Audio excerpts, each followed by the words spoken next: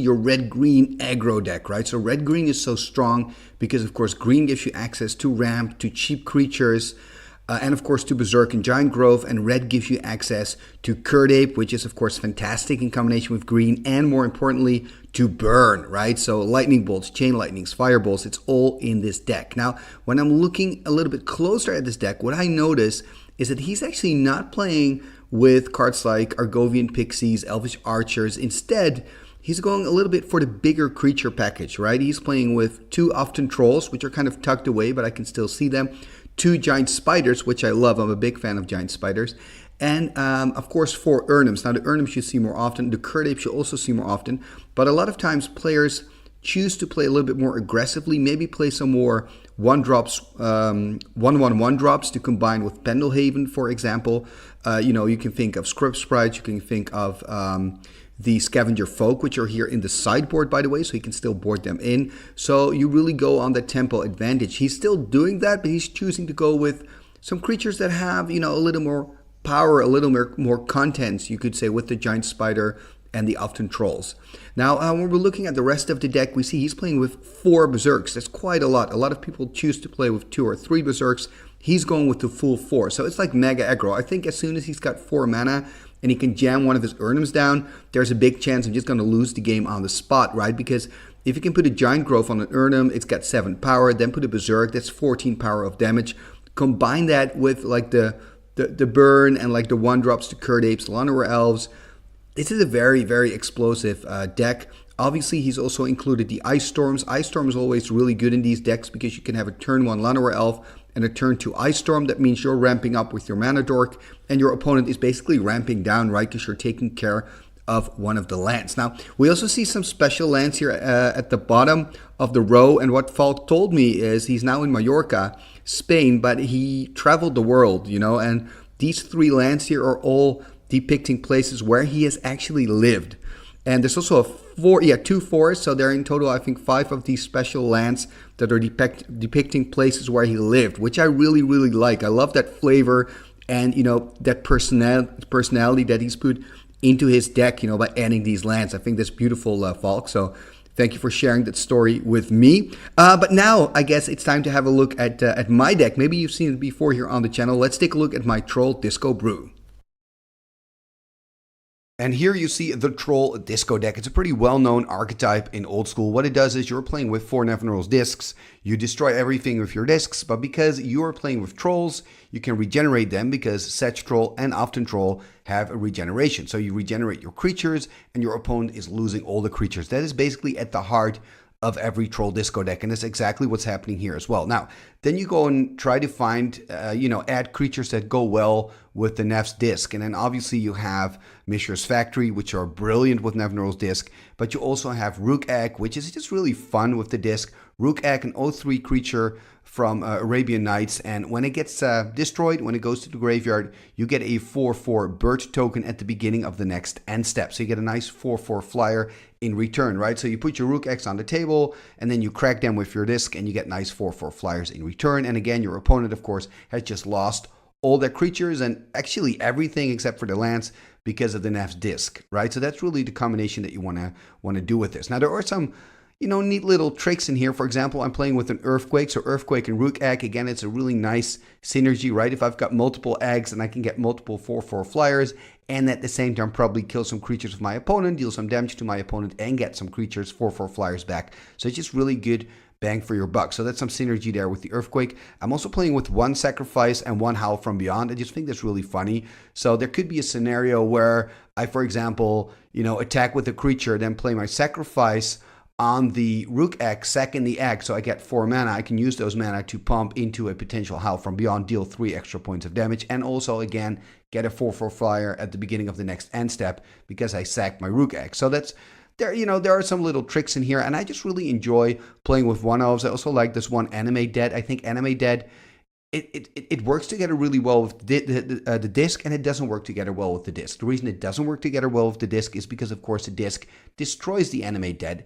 The reason is it works very well with the disc is because, hey, you're playing with discs, so you're going to kill a lot of creatures of your opponent that will be in the graveyard, so there's probably a really nice juicy target to get back with your enemy dead. So, you know, that's kind of that thing. I also chose to put 2 Will-O-the-Wisps in this deck, kind of because of nostalgia, because it's a creature everybody used to play, and now you see it less and less because of the Mazes of If, I guess. You know, they're just a better option usually than your Willow. But I really like Willow still, and I think Willow goes together quite well, of course, with the disc. And it's still a really good creature. It basically stops everything, and it's going to buy me some time, you know, to get the disc out and to kind of control the board from there. So I think it's a good match. I'm also playing with 1 Jam Day Tome. The main reason for that is that I want to have some kind of card draw. You know, if I'm really stuck, I want to have some kind of way out of it. Maybe with my book, you know, I can draw out of it.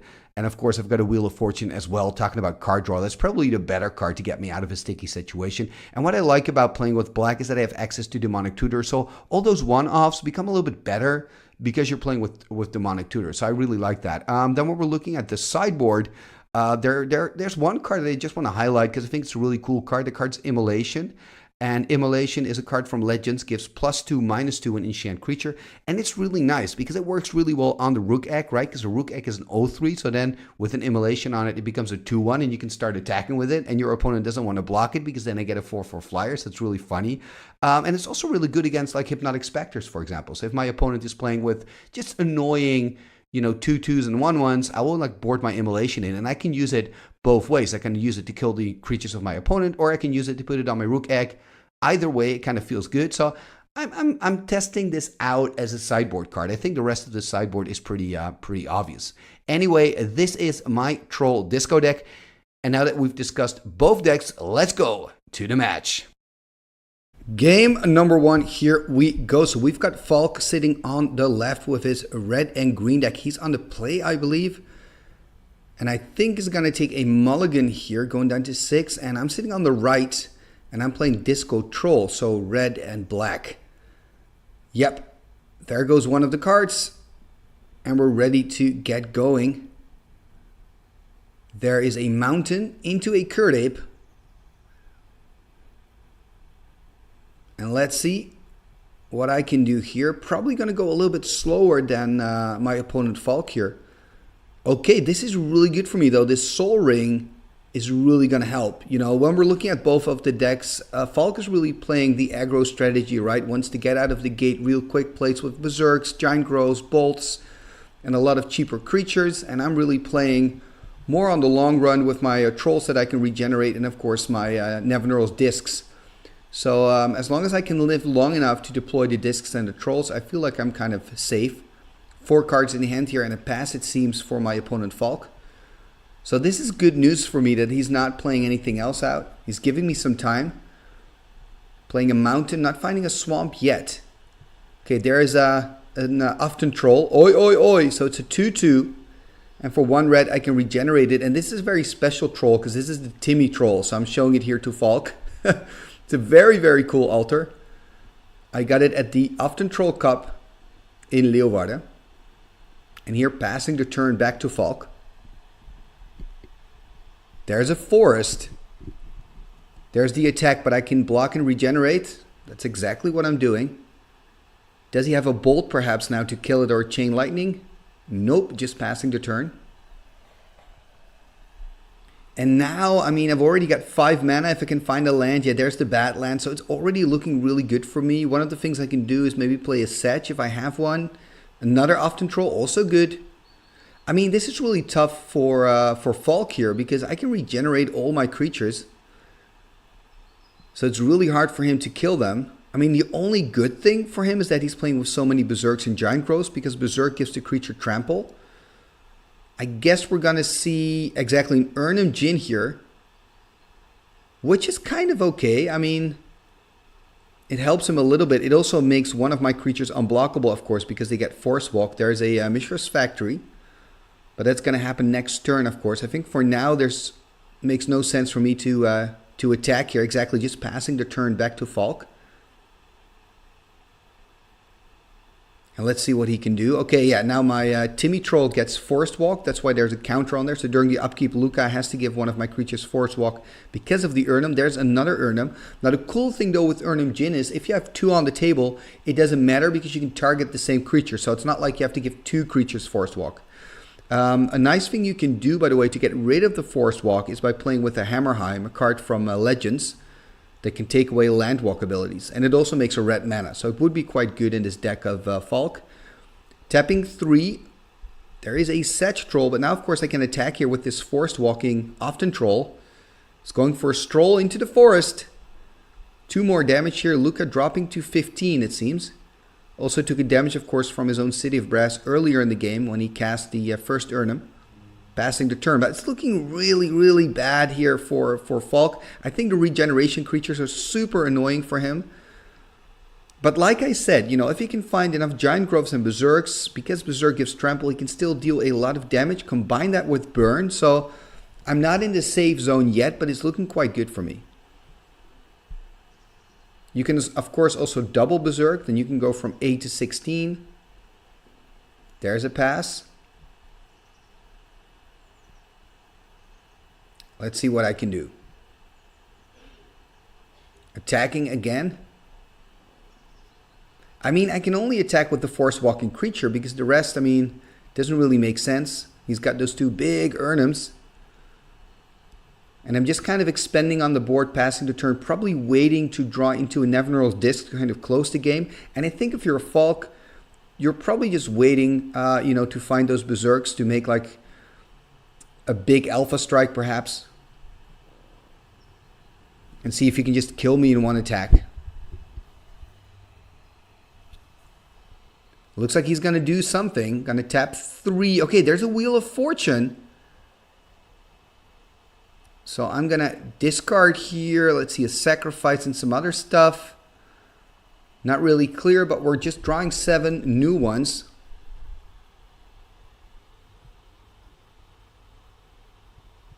Looks like there's a Shatter there, perhaps. And I think a Shatter, not a very useful card in this matchup. Oh, look at that. There's a Maze. This Maze of it is quite good, because then he can stop the creature with Forest Walk. There's the untap for me. I do believe I'm playing with some Stone Rains in the deck.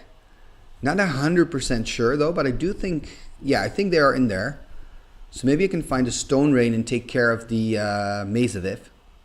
Okay, tapping 4. Okay, there's a Rook Egg. So if I can, I mean, I really need a Nevinyrral's Disc. I feel like if I have a disc, this game is mine. If I can find a way to blow up the Rook Egg, then of course I get a 4/4 Flying Bird, which would be quite good. Tapping the Swamp, untapping again. Looks like I'm thinking about doing something. Will-O-the-Wisp. Okay, it doesn't really matter that much. I mean, it's some more defense. My biggest problem, like I said already, is really that, you know, Berserk Trample thing. 5 cards in hand, passing turn back to Falk. So he's on 13. And I mean, we're really kind of at a standstill at the moment with that Maze. There's an Often Troll on the side of Falk here. So he's got 4 creatures: Often Troll, Curd Ape, Urnum, double Urnum. And I've got double Often Troll, Sedge Troll, and of course the Rook Egg and the Will-O-the-Wisp. And then I also have 2 Mishra's Factories.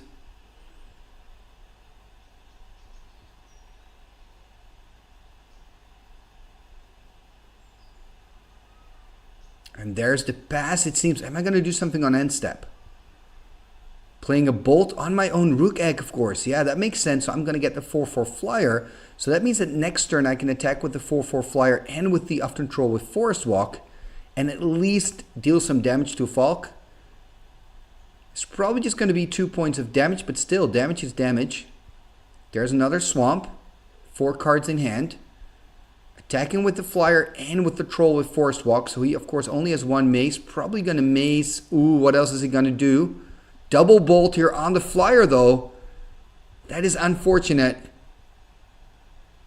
Looks like he is going to take the damage. No, reminding himself that he still has that Mace. Sending it back. Look at this, a Gem-Day Tome. For a moment, I thought it was going to be a disc. You know, that's also 4 in the casting cost. But this tome is going to help me to perhaps find the disc. I'm quite surprised I haven't found a single disc yet. Another land here for Falk. Now remember, he's of course also playing with 1 Fireball, a Fork, and just a lot of direct damage, right? So one of the lines that he could choose is to just try to make a huge Fireball. Kind of try to kill me that way. Problem, of course, for him is I'm still on 18, which is really high. So he's just going to play another Troll passing the turn. End step, I'm going to draw a card here. I think this book eventually could give me the victory here. The card advantage, of course, is huge. It's going to help me find what I need. There's another Badlands.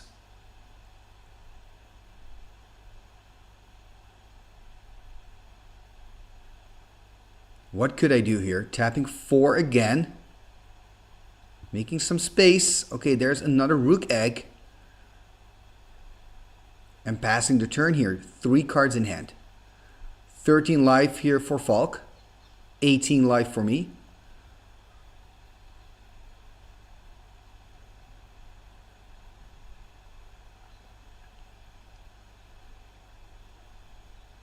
And Falk here really being a little bit, you know, in the tank, trying to find a way through. I don't think there really is, though. Again, a bolt on my own Rook Egg. I did that before, so that means I'm going to get that 4/4 flyer. Just going to try to, you know, deal some damage here. Also going to draw a card here on end step, I believe. Exactly, activating the tome. Let's see what I can find. I mean, I'm drawing 2 cards a turn instead of 1, so that should give me some advantage. I've got my 4/4 flyer and my Often Troll with Forest Walk. Exactly, I'm going to swing in here, hopefully deal some damage. He's going to send back the flyer, take 2, so it's going to drop down to 11. Finally able to deal some damage again. That's been quite a few turns ago. But just passing the turn, though. 3 cards in hand past turn. I really wonder what those 3 cards can be. There's a Curd Ape here. So also Falk just keeps playing out more creatures. Oh man, I think at a certain point, oh, we cannot see that one card he's playing over there. Was that a Soul Ring? I think at a certain point he will have to go for kind of this Alpha Strike scenario, right? I mean, I'm thinking if I would be Falk, I probably would just try to collect Giant Growths and Berserks, and at a certain point just go for an Alpha Strike and just kind of see what creature, you know, gets through. Again, drawing an extra card in end step, by the way, with the tome, and drawing a card for turn. Finding more factories. Looks like I want to tap a black here. What am I going to do? Tapping 2. Demonic Tutor. Okay, I think I know what I'm going to tutor up, right? It has to be a Nevinyrral's Disc. Exactly, Demonic Tutor, Nevinyrral's Disc. And I mean, this is killing. This is going to be a killer here for Falk. I'm going to deploy the disc. Next turn I can pop it. I'm a little bit surprised that I'm using my my factory seed. Well, perhaps I'm doing that because I want to keep my red and black mana open for regeneration. And look at that. I'm just going to pass the turn because I'm expecting Falk here to go for like an Alpha Strike because I have that Nevinyrral's Disc. So I want to keep my creatures on blocking duty here. I'm still on 18, which is good, but look at this. Now he's going to attack. There he comes. Full on attack. I believe he's got 1 card in hand or 2 perhaps. This is huge. So let's see how I'm going to block. Looks like I'm going to put the Rook Egg probably in front of a Curd Ape. Exactly. Going to put a Sedge in front of another Curd Ape. Going to animate my factory, block an Often Troll, and make it a 3/3. And then we have 4 creatures remaining still. So I could go, yeah, block the 3 Urnums and regenerate. And then I'm probably going to take 2 points of damage, it seems.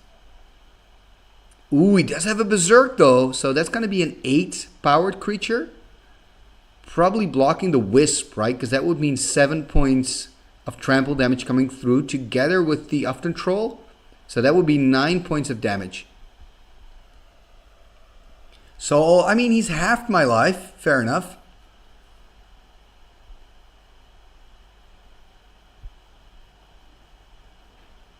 It looks like we're still discussing a few things, trying to clarify the blocks here. I'm going to go to 10. Okay, so perhaps he played on the one that got blocked by the Often Troll. For some reason that I don't really realize now why you wouldn't play it on the one that got blocked by the Willow, but at the end of the day, it's a difference of just 1 damage though. So I'm on 10. He's managed to deal 8 points of damage, which is quite good. You know, imagine if you had another Berserk or an extra Giant Growth and some burn, I would have just died. So now I'm going to untap, and one of the things that I can do here is I can just attack, and I don't have to use my Nevinyrral's Disc, of course, or I can use it in second main, but probably I'm going to use it during the turn of Falk, also depending on what's in my hand, of course, if I want to play something out this turn still. But one of the things that I can do is I can attack for a huge amount. So I'm going to animate here my factories. I'm going to attack. Look at this. Yeah, I think it's going to die here. I don't even need to activate the disc. There is a bolt though. So he did have a bolt, so he can take care of one of the factories, but he's still taking 4, 8, 11. 11 points, which is just enough because he's on 11. Wow. So he was quite close to survive this attack. But I mean, as soon as that Nevinyrral's Disc hit the table, it was kind of over, right? That was the moment we were looking for. I guess I was lucky in this match that Falk couldn't find enough Berserks and Giant Growths earlier in the game, because, I mean, that Trample Clause, that's really an issue. Anyway, this was game number 1. Quite a thriller, I have to say. And now we're going to dive into our sideboards, and we're going to catch up with you in game number 2. Game number 2, here we go. So Falk, of course, on the play after losing the first one. Starting with the Taiga. I'm really missing the Kurdape here, Falk. Taiga into Kurdape, the classic move.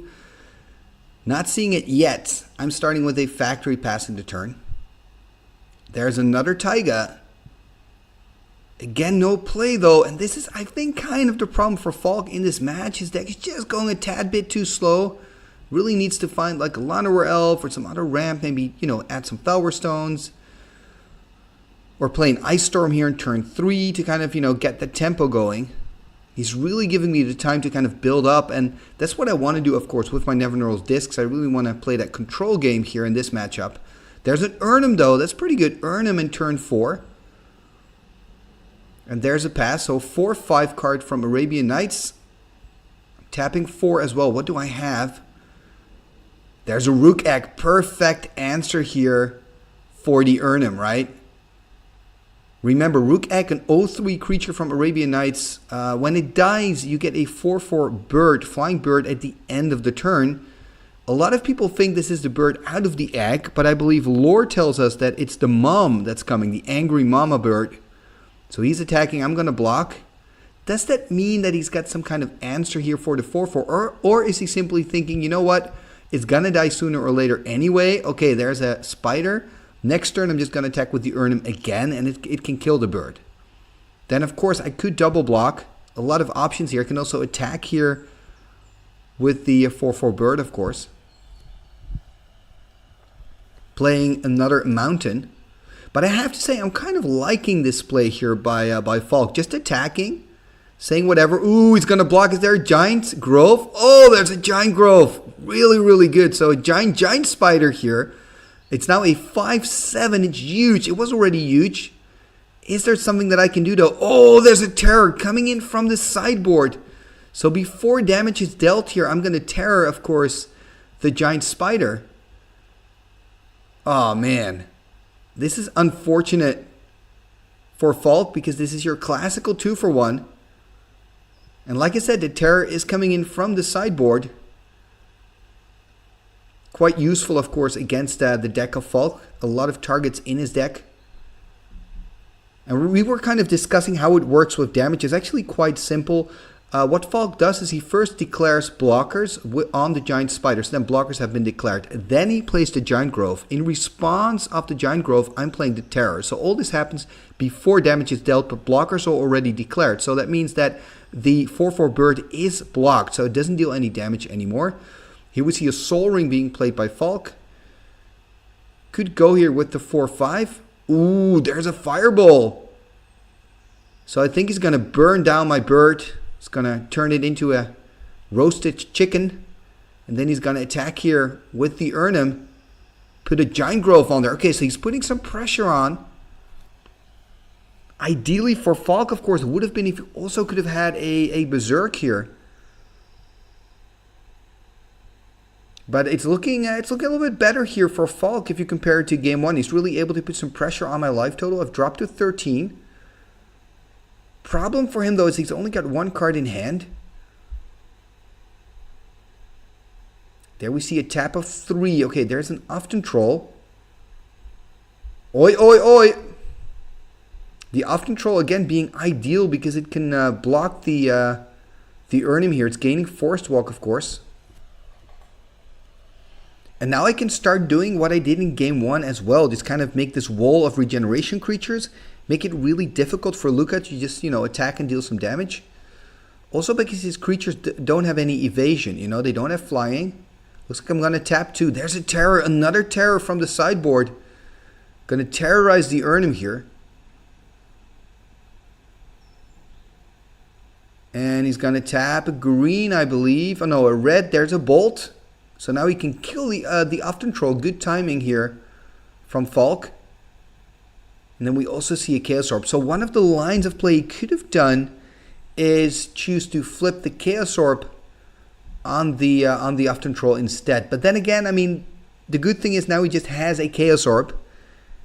And later in the game, perhaps he could use that on Nevinyrral's Disc, for example. But again, the problem here for Falk is that he's out of cards. I still have 5 in hand. That's the big problem for him in this match. I wonder if I'm going to animate the factory and attack. Looks like I'm a little bit in the tank here. Tapping 4. Playing a Nevinyrral's Disc. Yeah, so now I'm kind of making it difficult, right, for Falk. Because next turn I can pop the Disc. And I can kill the 2 artifacts here. So one of the things that I'm kind of inviting Falk to do here is to activate his Chaos Orb, flip on the Disc. And that makes sense for Falk as well. Because that way he saves his Soul Ring, exactly. So it's kind of a catch-22 here for Falk. If he doesn't use his Chaos Orb on the Disc, then he's going to lose the Disc and the Soul Ring.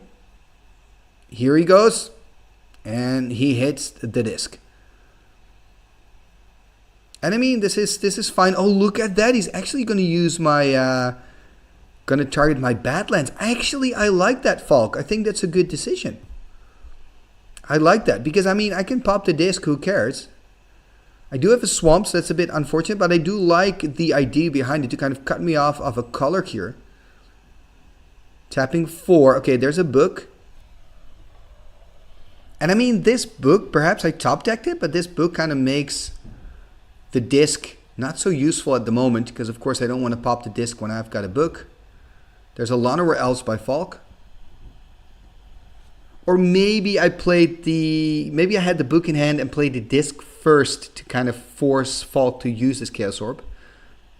That's also a line of play, of course. I wonder if Falk boarded in the Crumbles in his deck. I'm sure he did. The Crumbles and the Scavenger folks. There's the attack. Am I going to animate? Just taking the damage. Going to drop to 12. Ooh, there's a Giant Growth. And I mean, this is interesting. In a way, I get it because you're putting pressure on me, dropping me to 9. On the other hand, though, you can think, you know what? I'm not going to play the Giant Growth now. I'm just going to wait until he finally blocks, and then I'm going to play the Growth. Again, then you don't deal the damage, but you do take care of the creature. Or you could wait until you can find your Berserk Giant Growth combination, because I feel like he's already played out 3 Giant Growths now, and you really want to combine that card with your Berserks. I'm just passing the turn, drawing some extra cards from my tome. I am on 9, of course, so I have to be a little bit conservative with my life total. The good news for me, though, is that Falk already played his Fireball, taking extra damage. Ooh, this is good. Playing an Urnham, so he's kind of putting pressure on me, right? There's a Lightning Bolt. I wonder why I played this Lightning Bolt, to be honest, on the Llanowar. A little bit surprised. Because what I could have done is, you know, keep the... Maybe I've got a Wheel of Fortune in hand? I don't know. What I could have done is keep the Bolt. Because now he's probably going to attack with the Urnham. Block on the Ufton, regenerate, play the Bolt, kill the Urnham. No attack here by Falk. Understanding I've got the Ufton Troll to block. Attacking now with the 2/2. It has Forest Walk, that's why the counter is on there. Playing a Sedge. Oh man, this is really looking bad here for Falk. Now I'm just expanding on the board with more regeneration creatures. Really taking control here. Dealing 2 points of damage, of course, to Falk, who's drawing his card for turn. He's going to drop to 18. Actually, the first damage I'm dealing to him. There's the attack. Probably just going to block regenerate here. Okay, there's a Berserk. So that means he's going to deal 5 points of damage. I could pop the disc here. Oh, I'm popping the disc and I'm making a mistake. I think I need to use the mana from the factory, right? Because then if I use the mana from the Mishra's factory instead of the mountain, I could have saved my Ufton Troll. Bit of sloppy magic here. But I mean, at the end of the day, I think I'm going to make it though. Attacking here. He's going to take 6 more points. Going to drop to 12. Passing the turn. And I really think if I'm looking at game 2 here, I think the thing with Berserk and Giant Growth is you really want to wait for that perfect moment to play them all out and to have that surprise, you know, and then you can deal so much damage with one blow. There's a Falling Star. Okay, that is really cool. That is really cool. And I think he's playing it out because he knows he's going to lose next turn. It's just a lot of fun to show this Falling Star. Super cool card. And that's it. That is game number 2. And that is also the match here. We didn't get around to play game 3, unfortunately. But it was really fun to play against you, Falk. And you've got a good deck. But I think with some tweaks and perhaps some differences in your play style, it can be even better. And of course you were a bit unlucky as well. You know, you had slow starts in game 1 and in game 2, and that meant that I really had the time to kind of build up and do my thing with the discs and the trolls. And then of course it's really tough for you to get by the trolls because of the regeneration clause, and you don't have any creatures with flying, so that, you know, that kind of makes it difficult. I feel maybe adding some script sprites, maybe adding an extra Pendelhaven, and really be a bit more conservative with the Giant Growths and the Berserks. I think that can get you a long way, actually. And yeah, you know, this was the match for today. I hope you've enjoyed it. It's always nice for me to